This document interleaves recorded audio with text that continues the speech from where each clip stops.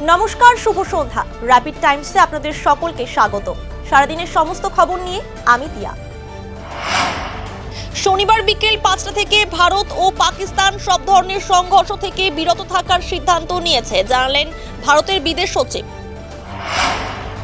সংঘর্ষ বিরতি ঘোষণার আগে ভারতের আকাশপথে পাকিস্তানের ড্রোন ধ্বংস করল ভারত।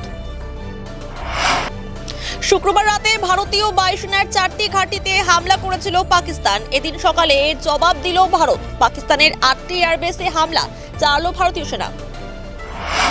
মিথ্যের আশ্রয় নিচ্ছে পাকিস্তান। ভারতের একাধিক বায়ুসেনা ঘাঁটি ওড়ানোর দাবি সম্পূর্ণ ভুয়ো।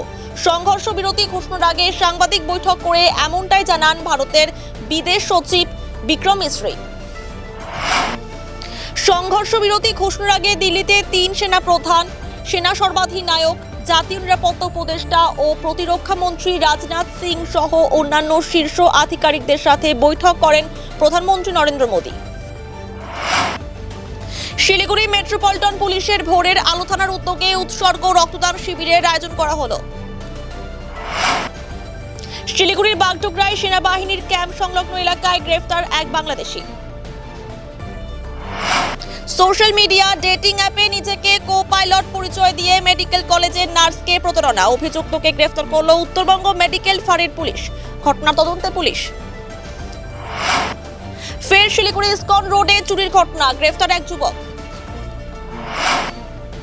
রাজগঞ্জের বক্সিডাঙ্গা এলাকায় যুবতীকে ধারালো অস্ত্রের কোপ যুবকের, ঘটনায় ব্যাপক চাঞ্চল্য ছড়া এলাকায়। খড়িবাড়ির পানি ট্যাঙ্কি সংলগ্ন কোয়ার্টার মোড় এশিয়ান হাইওয়ে 2-এ বাড়ি ফেরার পথে মর্মান্তিক পথ দুর্ঘটনায় মৃত্যু হলো এক ব্যবসায়ীর, ঘটনায় ব্যাপক চাঞ্চল্য ছড়া এলাকায়। সারাদিনের সমস্ত খবরের আপডেট পেতে নজর রাখুন শিলিগুড়ি টাইমসে। শিলিগুড়ি টাইমসের খবর আপনারা পেয়ে যাবেন শিলিগুড়ি টাইমসের ইউটিউব, এক্স হ্যান্ডেল, থ্রেডস এবং ইনস্টাগ্রাম পেজেও। সঙ্গে থাকুন, দেখতে থাকুন শিলিগুড়ি টাইমস।